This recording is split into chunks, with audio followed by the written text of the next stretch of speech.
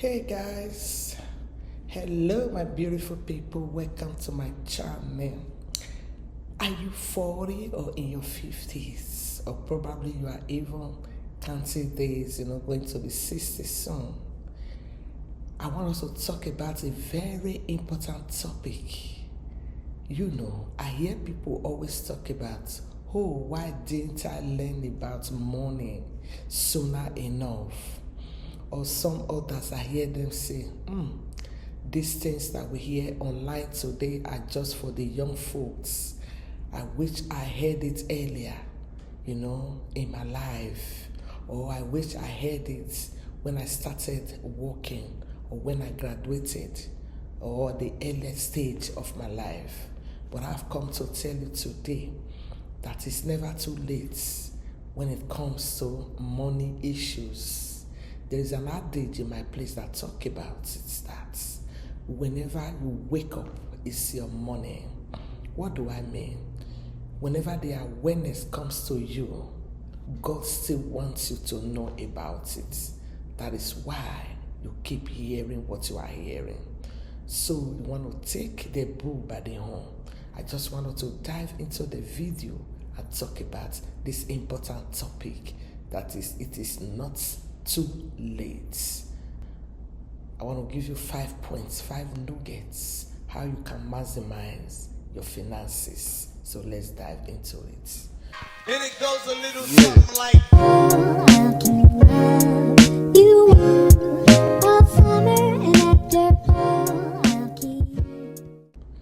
we need to study money, because we see people out there that had this money one time in their life, but before you know it, it flew away, like the Bible says it has wings. So we have to learn, we have to study money. You have to learn how to keep money. You want to learn the importance of money. The importance of money is not spending. The importance of money is to what? Make other money. Is to invest to make other money. But many of us didn't know that. We go to work, we earn salary, and we spend it while waiting for another salary, living from paycheck to paycheck. And in the past, some of our parents, our aunties, our grandparents, or great-grandparents, that was how they lived their life. They never saved to invest. They saved, but they didn't know they had to invest to make their money work for them. But I want to tell you that it's not too late. It's good that the awareness has gotten to you. It's coming to you because there is still something you can do. It's never too late to build a legacy for your family, for your children. So you want to take the bull by the horn. So today, let's talk about the 5 powerful points that can help you take charge of your finances, so that you can start to build a stronger future, starting right now. So number 1 on the list, like I said, you want to forgive yourself. Forgive yourself about that regret. Don't continue, blaming yourself. Or some of us, I heard somebody say, I used my money to take care of my family. I took care of my younger ones. I sent them to school. I took care of my parents. I built them houses, but I never thought about myself.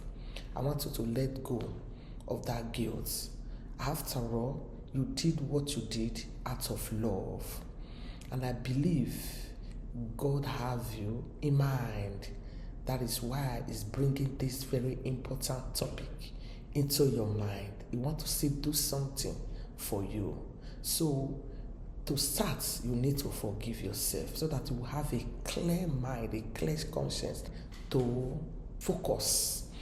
Without forgiving yourself, you will not be able to focus. You need forgiveness to be able to move on. You want to forgive yourself and start afresh. Probably now you are thinking of, I want to get a home for myself, or I want to be able to pay up my debts if you have one, or I want to be able to, go for vacation whenever I feel like. Especially now that you are older, maybe you are seeing yourself, you have never had time to take care of yourself or to love yourself, pamper yourself the way you want. So that could be the reason why you are starting to feel the way you feel. So number 2, what do you want to do? You want to start tracking your money.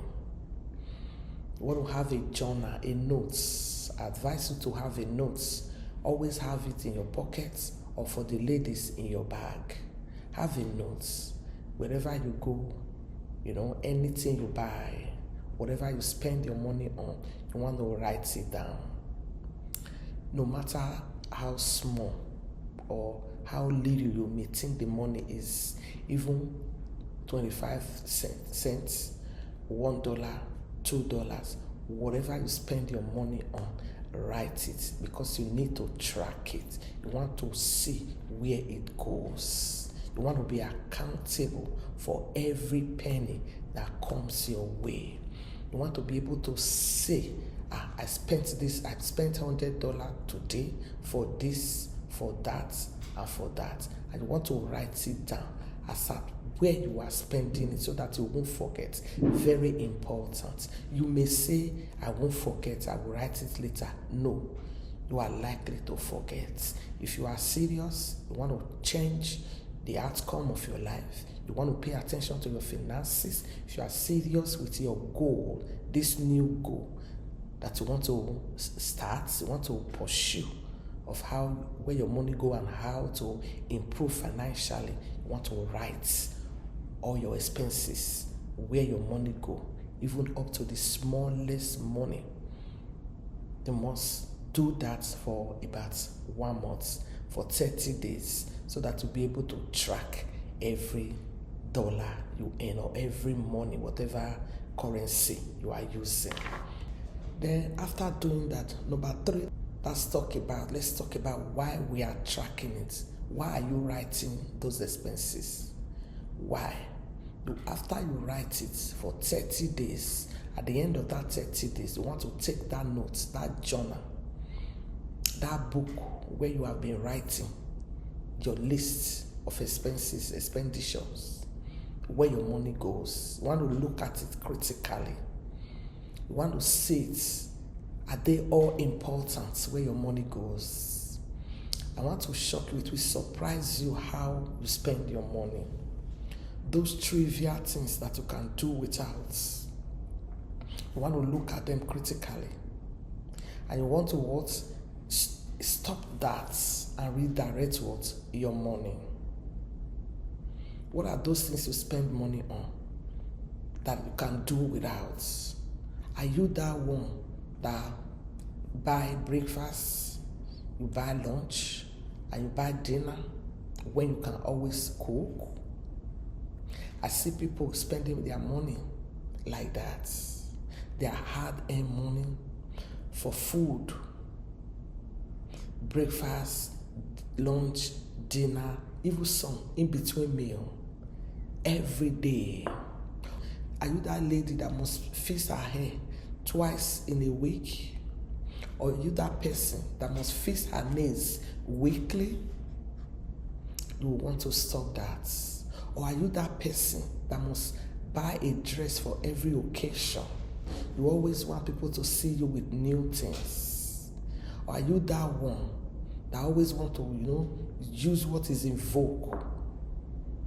Or are you that one, you have internet in your house, you have a, network, you have all the app, talking about YouTube channel, Netflix and all of that, and you still have DSTV?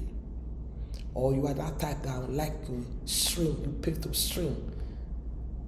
You want to go out there and see movies. I'm not saying you shouldn't do all that if that is what you love to do. But now you have a goal. You are tracking your money. You want to build a better future. That is why you are doing what you are doing. So you want to look at that list. What are those things you can do without? What are those things you can take out of the list so that you can redirect that money? So you want to cut the waste. That is number 3. Cutting the waste and redirecting it. Cut the waste and redirect the money to what? For savings.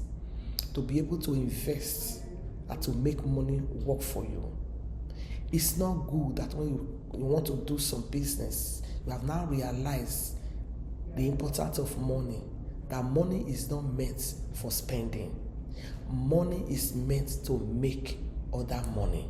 Money is meant to work for you. Money is meant, to invest and to produce more. So since you have now understood that, you must cut that waste and start channeling or directing your money to the most important things, which is what? Saving to invest. We want a better future. That is why we are doing what we are doing. So you want to stop those excesses, buying food every now and then without cooking. I met a lady, we used to work those days when I worked. Every time she was buying junk food for breakfast, lunch, and dinner. And she is a single woman, single mother with 2 children. One day I asked her, I said, why are you not cooking? So that you bring food from home sometimes. And you are not even eating healthy. Eating junk is not good for you. You are above 40. Hear what she told me. Who will clean after she cook? I said the same way you are cooking, you can clean alongside. She has children, about 12 years old twins, a boy and a girl. I said they can help you instead of wasting your money, and every now and then you are, running etasketa, begging for overtime to be able to meet up with your bills and your expenses.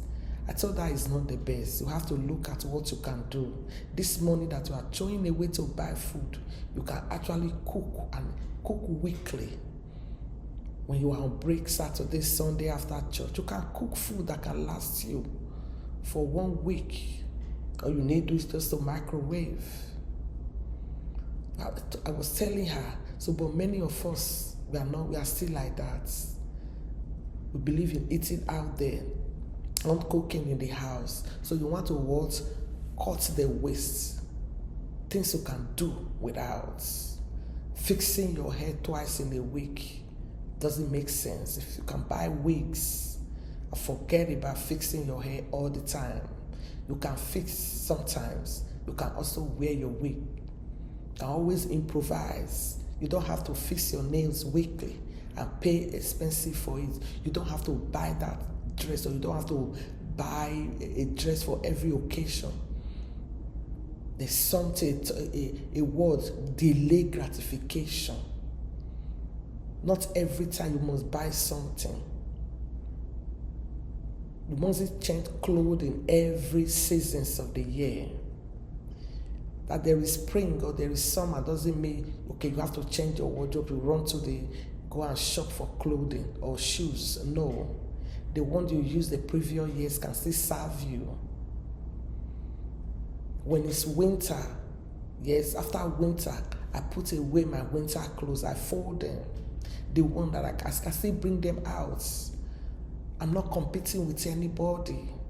There are better things to do with money. Or are you that one you pay for live streaming services? Somebody asked me, he said, you should have a DSTV in your house. I said, no, all the TV stations, the apps, I don't even have the time to see all of them. So you want to critically see that, critically look at it, where your money goes that you can do without. That is not too important, because now there is an important thing you want to do. You have an important goal, financial goal. Like I said, maybe you want to buy a house, or you want to start building for the future, or you want to invest in a business. It's not good that you now have the desire to invest in a business to make your money work for you, but you have nothing with which to start with. So number 4, you want to build a financial safety net. Most people don't have a financial safety net. What do I mean by that? You want to have savings that you don't touch, that you keep for emergencies, for the rainy day. For example, you lose your job now, or your company fold up where you work. You should have something that will be able to cater for you for about 6 months. Things happen. Life happen. You may lose your job, or maybe you might be dealing with divorce or separation or disappointments. Be out of job today, and the next day you are looking for people to borrow you money. People will mock you. So you must have a financial safety net in case life happens that you can always run to. And you want to have it as a priority. Each time you get your salary, there should be a certain percent that goes to that account that you don't touch. So to do that, you want to ask your bank a high yielding savings account. It might be little, but have something. And you want to set up an automatic transfer. You are paid certain percentage of your income go to that account. It's an account that you don't touch. You need it, you are keeping it there for an emergency. And some people will come up and say, I'm not earning enough. I don't have enough to save, no matter how small. You can start small. You can target 1,000. Even if it's throughout a year. And before you know, you can start improving on it. Those little money here and there. So you must have a financial safety net so that when an emergency happens, there is something to fall back on instead of looking for people to borrow you money or becoming anxious or becoming worried. Small is better than nothing.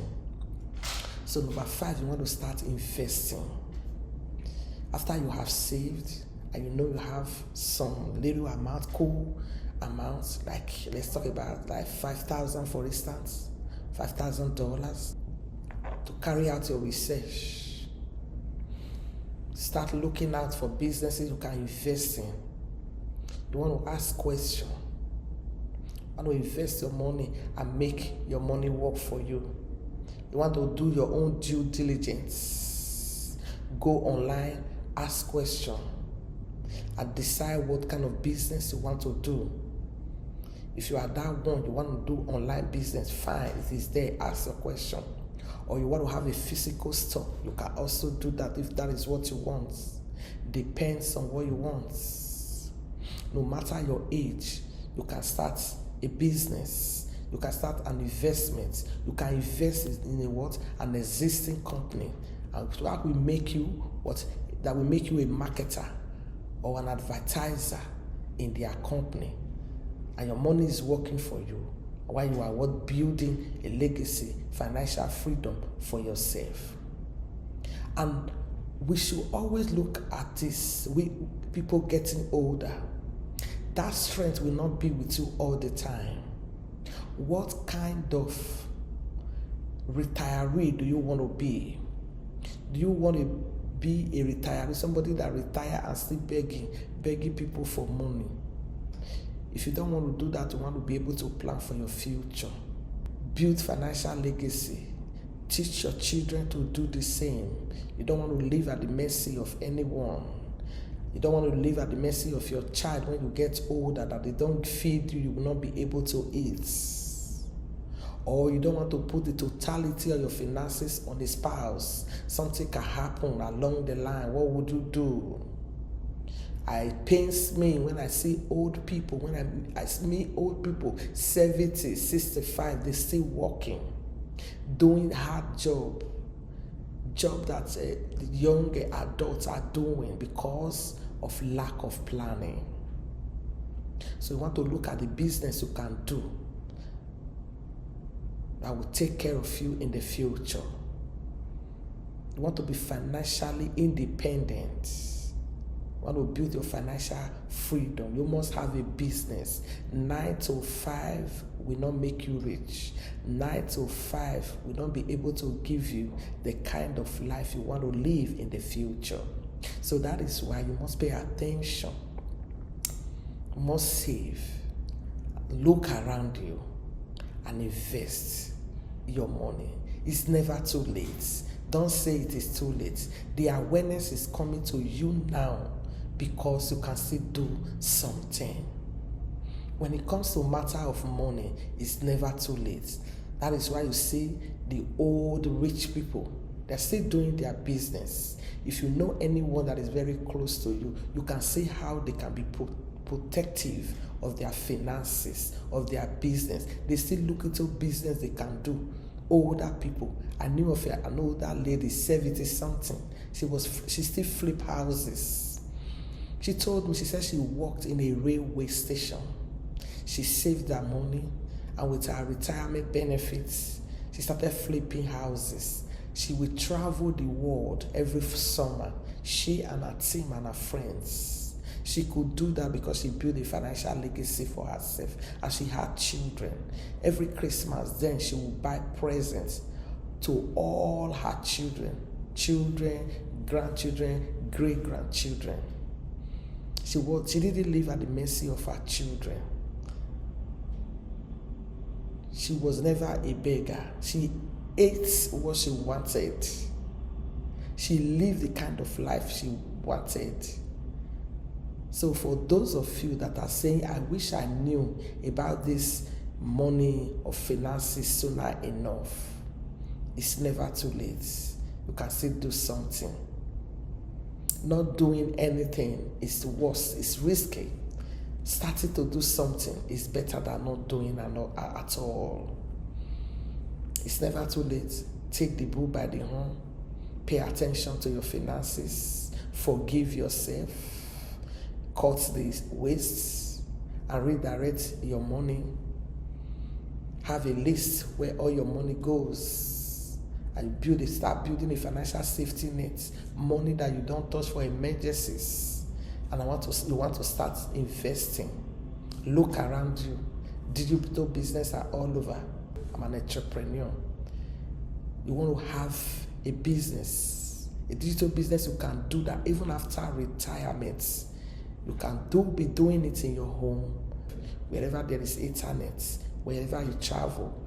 Each time you go for vacation, your computer is with you, or even your phone, if your phone allows you, or your laptop, iPad, what have you, to do your business. Not to start looking for shopping for something you can continue to do even after your retirement, even after you are old. See older people, I love it. I always love it when I see older people online, on YouTube, on Instagram, teaching about their experiences in life. So therefore, if this resonates with you, you like my video, I want you to subscribe and share it so that older people or anybody that is feeling it's too late to take financial responsibility, so that they can know that it's never too late. Thank you. See you in my next video. Please don't forget, subscribe, like, and comment. Bye for now. God bless you.